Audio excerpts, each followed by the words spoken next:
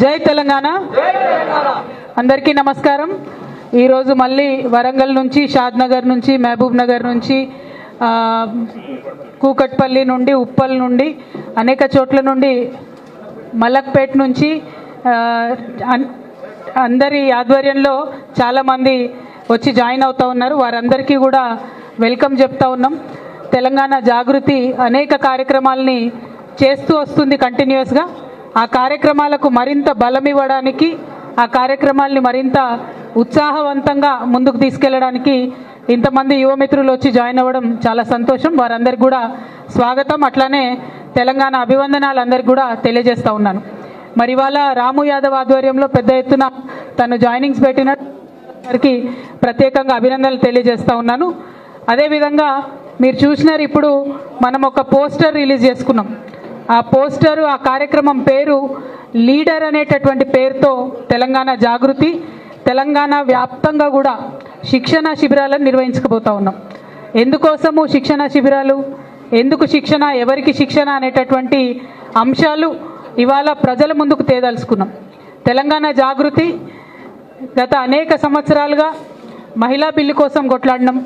మహిళా reservation bill దేశవ్యాప్తంగా pass అవ్వడంలో ప్రత్యేకమైనటువంటి పాత్రను పోషించడం జరిగింది. ఆ తర్వాత బీసీ బిల్లు కోసం కంటిన్యూస్గా కొట్లాడుతున్నాం, ఇక ముందు కూడా కొట్లాడతాం. బీసీలకు 42% తెలంగాణ రాష్ట్రంలో మరి వాటా వచ్చేంత వరకు కూడా ఉద్యమిస్తాం.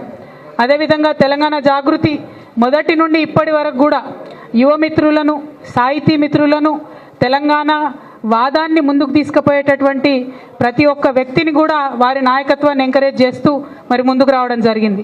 అన్నిటికన్నా మించి, అన్నిటికన్నా ముఖ్యంగా సమాజంలో సగభాగమైనటువంటి మా ఆడబిడ్డలందరినీ కూడా ఎంకరేజ్ చేస్తూ ముందుకు తీసుకురావడం జరిగింది. మరి ఇవాళ మనం చేసినటువంటి పోరాటాలన్నీ కూడా ఫలితం వచ్చేటటువంటి రోజు వచ్చింది. అంటే మహిళా బిల్లు పాస్ అయింది.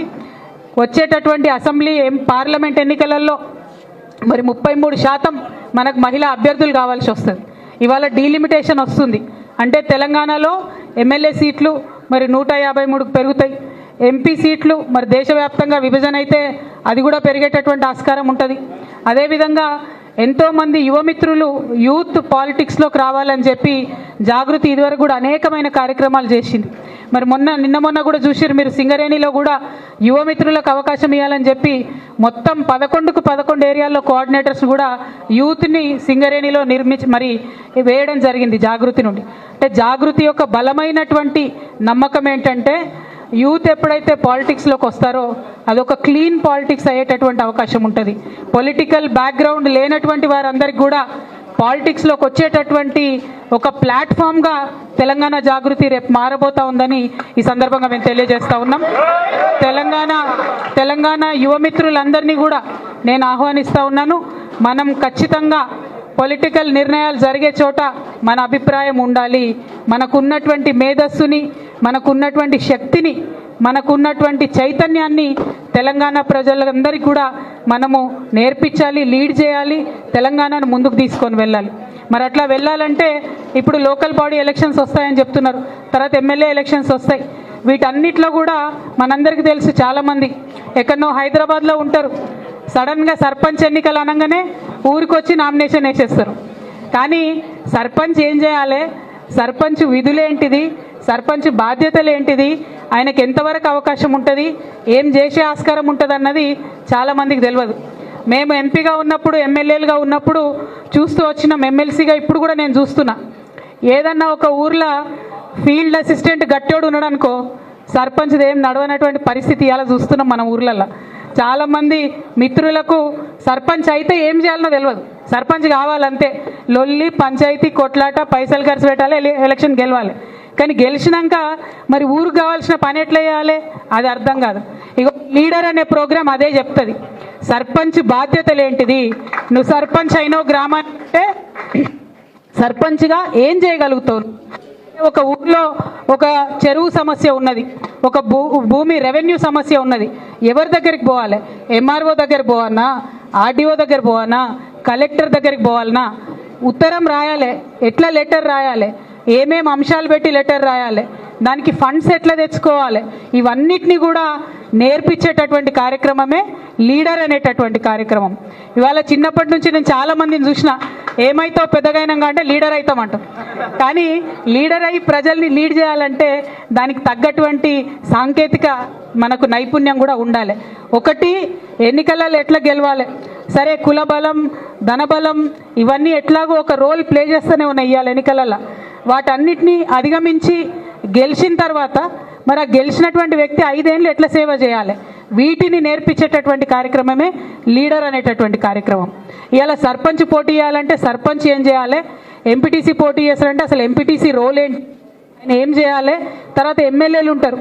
ఎమ్మెల్యే అయితే చాలామంది ఏమనుకుంటారంటే, మా దగ్గర కూడా వచ్చిన వాళ్ళు మాట్లాడుతుంటారు, అక్క మీరు ఒక్క ఫోన్ చేస్తే చాలక్క పని అయిపోతుంది అంటారు. అరే అట్లా ఉండదురా భయ్, మస్తు రూల్స్ ఉంటాయి, కథలు ఉంటాయి డిన్నర్ వాళ్ళు, లేలే మీరు ఒక్క ఫోన్ చేయండి అక్క అంటే తెలియాలి ఎమ్మెల్యే పరిధి ఏంటిది, ఎమ్మెల్యే ఎంతవరకు పనిచేయగలుగుతారు, ఎంపీ పరిధి ఏంటిది, ఎంపీ ఏం చేయగలుగుతాడు ఏం చేయలేరు, ముఖ్యమంత్రి ఏంటిది ఆయన పరిధి ఏముంటుంది, ఏం చేయగలుగుతాడు ఏం చేయలేదు. మీకు అందరికి గుర్తుండుంటుంది, కేసీఆర్ సారు ధరణి అనే కార్యక్రమం పెట్టినప్పుడు పెద్ద ఎత్తున ఒక ఎగ్జాంపుల్ చెప్పేది సారు, నేను ధరణి పెడుతున్నా, రైతు యొక్క వేలి గుర్తుతోనే ధరణి తెరుచుకుంటుంది, ముఖ్యమంత్రికి కూడా అధికారం ఉండదని చెప్పేటోడు సార్. అంటే ముఖ్యమంత్రి అధికారాల మీద కూడా నియంత్రణ ఉంటుంది. ఎవరైనా చట్టానికి లోబడి రాజ్యాంగానికి లోబడి మాత్రమే పని చేయగలుగుతారు. ఆ పని న్యాయబద్ధమైనప్పుడు ధర్మబద్ధమైనప్పుడు దానికి చట్టం నుండి రక్షణ ఉంటుంది. ఆ చట్టాలను నేర్పించేటటువంటి కార్యక్రమమే ఈ లీడర్ అనేటటువంటి కార్యక్రమం.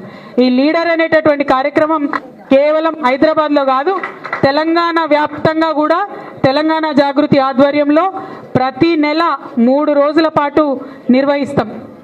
జూలైలో పైలట్ ప్రోగ్రాం కింద మా హెడ్ క్వార్టర్స్లో నిన్న మొన్న ఓపెన్ చేసిన కొత్త జాగృతి ఆఫీస్లో నిర్వహించుకుంటాం.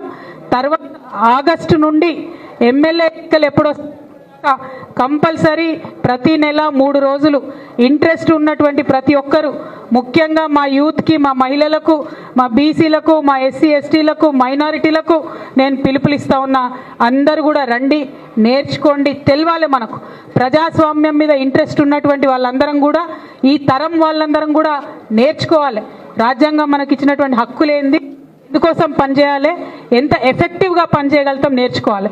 ఈ 3 రోజుల కార్యక్రమాలు ఎట్లుంటాయంటే, డే 1 విధులు ఏముంటాయి, ఎట్లా చేయాలి, రూల్స్ ఏంది, పాలిటిక్స్ ఏంది, ఎట్లా అధికారాలు ఉన్నాయి, కాన్స్టిట్యూషన్ ఏం చెప్తుంది, ఇవన్నీ మొదటి రోజు చెప్తాం. రెండవ రోజు ఆల్రెడీ సర్పంచ్గా పనిచేసి బాగా పనిచేసి అవార్డులు అందుకున్నటువంటి సర్పంచ్లను, ఎంపీటీసీలను, ఎమ్మెల్యేలను, మంత్రులుగా పనిచేసిన వాళ్ళను, ఎంపీలుగా పనిచేసిన వాళ్ళను అందరినీ కూడా తీసుకొచ్చి 2వ రోజు ట్రైనింగ్ ఇస్తాం. ఇక 3వ రోజు ఓవరాల్గా లీడర్షిప్ ఏంది, ప్రజల కోసం పనిచేయాలనుకున్నప్పుడు మనం ఉండాలి, ఎట్లా బిహేవ్ చేయాలి, ఈ అన్ని అంశాలు 3వ రోజు చెప్పాలనేటటువంటి ప్రయత్నం ఈ ట్రైనింగ్ ప్రోగ్రాం ఒక నిరంతర ప్రవాహంలాగా కొనసాగుతుంది. ఏదో ఒక నిలబెట్టి బంద్ చేసే ప్రోగ్రాం కాదు. ఎందుకంటే నేను చాలా బలంగా నమ్ముతాను, మన తెలంగాణ గడ్డ అంటేనే పోరాటాల గడ్డ, పౌరుషాల గడ్డ, ప్రశ్నించేటటువంటి గడ్డ. ఈ ప్రశ్నించేటటువంటి తత్వం మన తరంతోనే ఆగద్దు, మన ముందు తరాల వాళ్ళకు కూడా ప్రశ్నించేటటువంటి ధైర్యం రావాలి. ఇవాళ రోజు మనం ఏం లేకపోవచ్చు, ఇవాళ రోజు మన దగ్గర పదవి లేకపోవచ్చు, ఇవాళ రోజు మన వెనుక బ్యాక్గ్రౌండ్ లేకపోవచ్చు, కానీ ప్రశ్నించేటటువంటి ధైర్యం ఉంటే, సేవ చేయాలనేటటువంటి సంకల్పం ఉంటే ఖచ్చితంగా అన్ని తొవ్వలు కూడా తెలుసుకుంటాయి, అన్ని దారులు కూడా తెలుసుకుంటాయి. అల్టిమేట్గా ఆ దారులన్నీ ప్రజా సంక్షేమం వైపే వెళ్తాయని సందర్భంగా తెలియజేస్తూ, మరి ఇక్కడికి వచ్చినటువంటి ఇవాళ జాయిన్ అయినటువంటి యువ మిత్రులందరికీ కూడా హృదయపూర్వకంగా నమస్కారాలు తెలియజేస్తా ఉన్నాను. మరి ఇంకా ముందు కూడా ఇలాగే కొనసాగాలి, యాక్టివ్గా ఉండాలి. ప్రజా జీవితంలోకి వచ్చినాం, ఇక్కడ స్టూడెంట్స్ అందరు వచ్చిండ్రు. స్టూడెంట్స్ అందరినీ ఒకటే రిక్వెస్ట్ చేస్తున్నా నేను, స్టూడెంట్స్ అనగానే మరి కొంచెం లైట్ తీసుకుంటారు, కానీ స్టూడెంట్స్ పవర్ చూపించాలి. ఎందుకంటే ఈ కంట్రీలో, ఈ హిస్టరీలో ఎప్పుడెప్పుడైతే స్టూడెంట్స్ బయటకు వచ్చిండ్రో అప్పుడే నిజమైనటువంటి మార్పు వచ్చింది. ఒకప్పుడు ఇందిరాగాంధీ చాలా పవర్ఫుల్గా ఉండే, ఆమెను ఎవరు ఓడించారనుకున్నారు, కంప్లీట్గా ఎమర్జెన్సీ పెట్టింది. కానీ ఆ టైంలో దేశంలో ఆశాకిరణంలాగా ముందుకొచ్చింది విద్యార్థులు మాత్రమే. ఒక చాలా సీనియర్ జయప్రకాష్ నారాయణ గారి చేతిలో విద్యార్థులంతా కూడా ఇన్స్పైర్ అయ్యి ముందుకొస్తే ఎమర్జెన్సీ తీసేయాల్సిన పరిస్థితి వచ్చింది. ఇందిరాగాంధీ అంత powerful, Indira is India Indira అని చెప్పినటువంటి అంత పవర్ఫుల్ లేడీని కూడా విద్యార్థులు బయటకు వస్తే ఓడించి ఇంటికి పంపించి దేశ చరిత్ర మార్చిండ్రు. తెలంగాణ ఉద్యమంలో కూడా విద్యార్థులు బయటకు వస్తేనే మార్పులు వచ్చినాయి, తెలంగాణ వచ్చింది. ఇప్పటి నుంచి ఫ్యూచర్ పాలిటిక్స్ ప్రతి ఒక్కరికి బెనిఫిట్స్ రావాలంటే, ప్రతి ఒక్కరికి తెలంగాణ రాష్ట్ర ఏర్పాటు ఫలితాలు అందాలంటే విద్యార్థులు ముందు దశలో ఉండాలని చెప్పి ఈ సందర్భంగా నేను తెలియజేస్తూ, మీకు బ్యాక్గ్రౌండ్ ఏం అక్కర్లే, సంకల్పం ఉంటే చాలు. ఎవ్వరు కూడా పొలిటికల్ ఫ్యామిలీ కాదు మాది అని భయపడే అవసరం లేదు, పైసలు లేవు మా దగ్గర అని భయపడే అవసరం లేదు. మళ్ళీ మళ్ళీ చెప్తున్నా, పప్పన్నం తినాలే, మొత్తం ప్రయత్నం చేయాలి, అల్టిమేట్గా పబ్లిక్ ఇంట్రెస్ట్లో పనిచేయాలి, యాక్సెప్టెన్స్ వస్తుంది, ఖచ్చితంగా లీడర్షిప్ కూడా వస్తుంది. Thank you. జై తెలంగాణ, జై తెలంగాణ, జై జాగృతి, జై తెలంగాణ, టీజేఎస్ఎఫ్.